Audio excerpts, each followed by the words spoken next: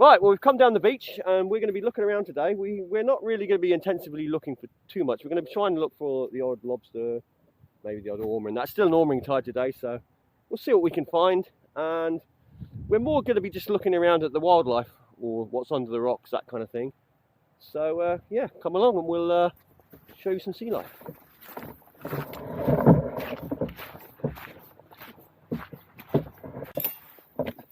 So here's a oyster that we found. Now you don't tend to get many oysters here in Guernsey because it's just the tides and the currents and things, they just don't, and the storms, they don't last that long. These would have come from those oyster beds that are over there, like racks, where they farm some. You will get a few oysters stuck to the rocks around the island, but in general they tend to be very small and you won't get much out of them.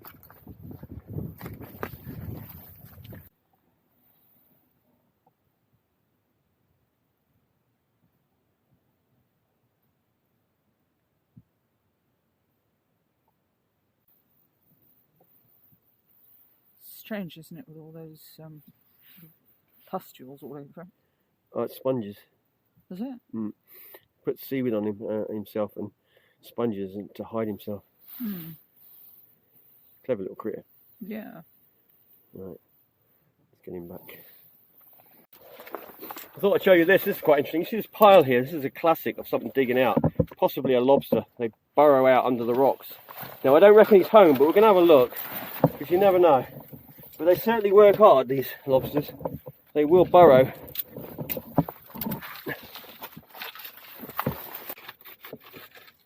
No, I don't reckon he's home. But that is what you're looking for. That's a classic. He's probably left as the tide went down. Because not all lobsters will stay in the holes. They will leave when the tide drops too far. And being it would have dried out yesterday, he probably didn't stay in there. Or possibly somebody had him yesterday. Right, let's get moving.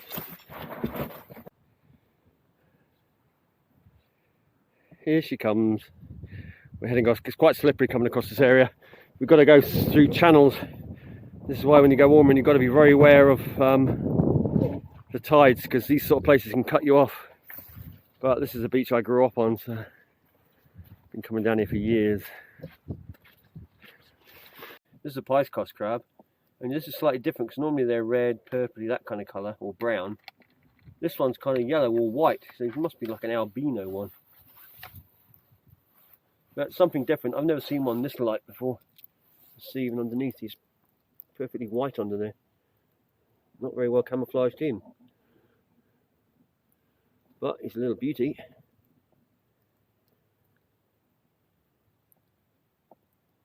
Just got down here. I've just pulled this rock over. Look at this. Look how many are under that rock. There's 1, 2, 3, 4, 5, 6, 7, 8, 9 ormers under that one little rock. And at least 2 of those, maybe 3, are big enough. Wow. And people have lifted rocks here as well. That's amazing. It is amazing. First rock. Oh well. Yeah, get to work, yeah. We weren't going to bother up too much, but I think we'll have a look around. Let's put up the camera somewhere. And you find them like that. Well, indeed. And if you want to gauge them, then we'll put the rock back in a minute. It's on the move.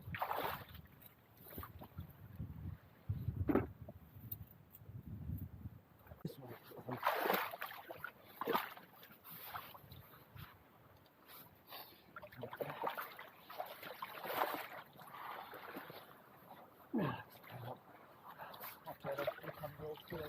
Yeah, Certainly lift that one. Yeah. Right, move that out of the way. We're going to have a look.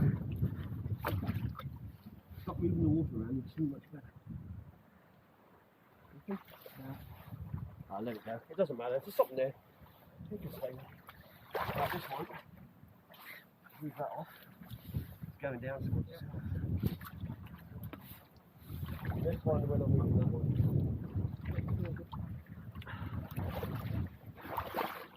Well, that's one hell of a good first rock.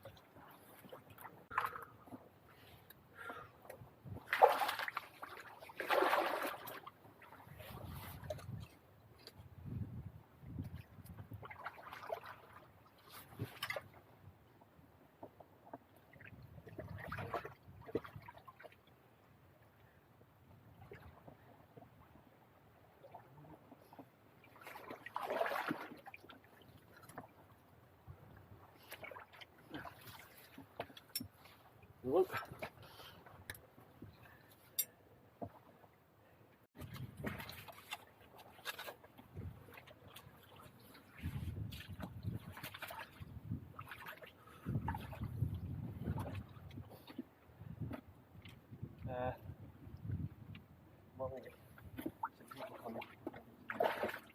Camera over there. See him on in front of the camera? Okay, he's in front of the camera.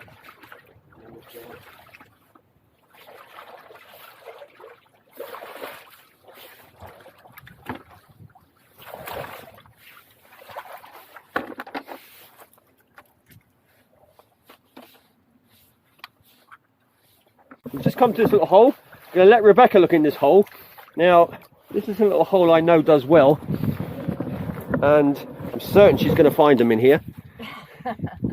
If she doesn't, I'm going to be very surprised, because this hole does well. I don't think anybody's touched it, but I've got to get every little stone as well, because there's stones they wouldn't believe were there. I have to bring them up because I can't see down in the water there. Nope. Just clear the weed away when you're searching as well. As you can see, it is quite deep. Yeah, a little bit.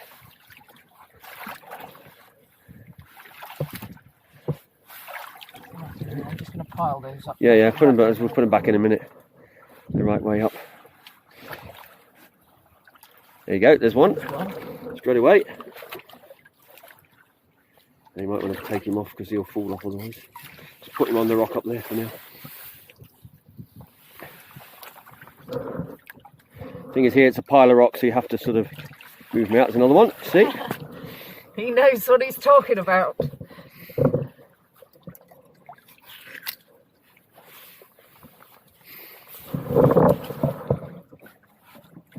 Just be careful you don't knock them off, and look as well under if you can at the bottom sometimes, because To just wait for it to clear. yeah, you can do that afterwards once you've done the rocks. Baby one, because they're careful with that rock. Yeah, just leave it there for the moment.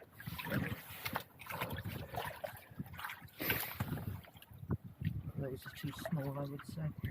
Right, there's a whole quite big rock here. I don't know if I'm going to be able to put this one over. Well, I'll give you a hand with that one if not. Just go around doing all the small ones first. There should be a load up here as well. Yeah, there's some small ones here.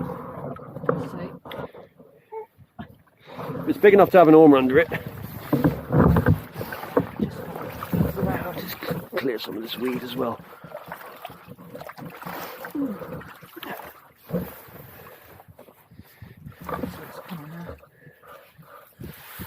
This one. Yeah. Another one. Yeah.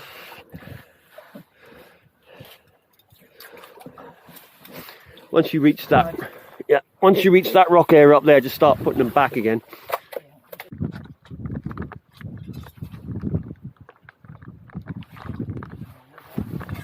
There you go. Yeah. We just found this one in a crevice.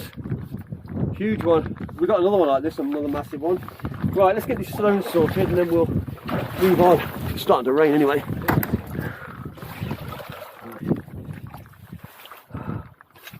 And we just pulled up another good rock out the water. It's got 3 nice large ones on it. And the baby, we'll put the rock back in a minute. Right.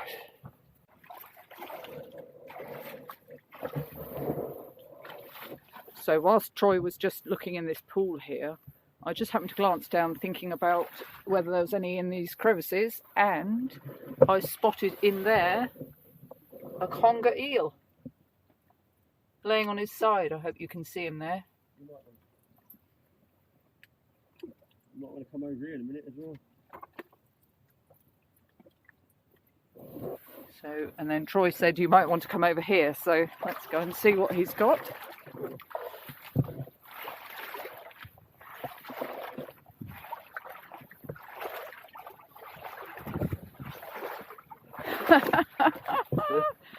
Look at that. Look at this. There. Some baby ones just on that rock. And over here. One there. 2 over there. and one there. 3. Oh, sorry. And wait. Should I say 3? And 4 there. 1 under there. That's really good to see. That's fantastic. There's the future right there. It's going to get all these rocks back and leave them alone. Right.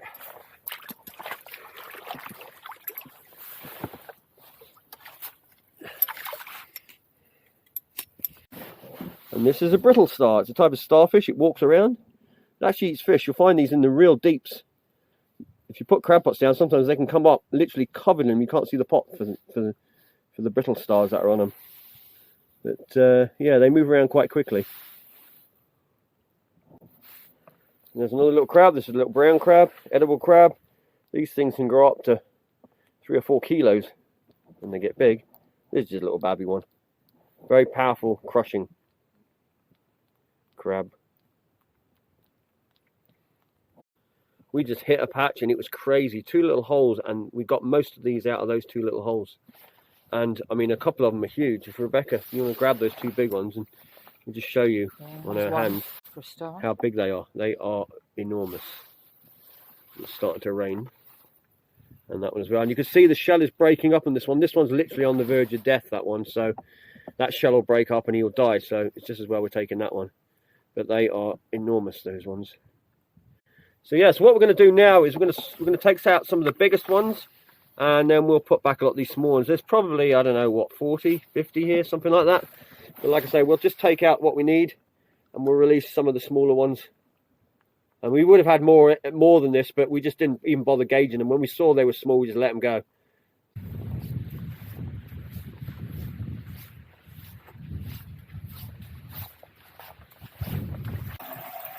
There's our final catch. I have to do this with a torchlight because our for some reason the light stopped working in there. I'm going to have a look at that. But we've got 35 in there, and they are big ormers. We threw everything back that was small. We had about, I believe it was around 15 or so we threw back. But when we were taking them off the rocks as well, if they were small, we just didn't bother. We just sort of, you know, looked at them, thought, nah. I mean, there were so many. I've never known so many ormers, so absolutely fantastic day. Considering we were only going to go down and look at like sea life and that, and then we came across so many, we just, you know, got carried away a little bit. But it's going to make a fine meal. Plus, I've got a couple of people that are having some as well, so they're going to be really pleased with some of these. Okay, so these are the 2 big ormers we had. Now we're just going to check the size of them. I'll give you a rough size. We're near enough. So that one there is about 12.5 to 13 centimeters, and this one's a bit shorter actually. The shell. This one's about 12. So you've got a 12 here, but it's a wider shell, that one, than obviously that one. This is the older one, and as I showed in the earlier on, you can see the shell is failing, and when this happens, eventually the ormer will die. It's a sponge that eats away the shell, and that's usually how they end their lives. This shell is actually in a very good condition compared to that one. So. But no, that's about as big as they get. I mean, I say as big as they get. The biggest I've ever had is 13.5, but I think they probably go to around 14 if you're very, very lucky. But you don't often see them this big. But cracking day, nonetheless.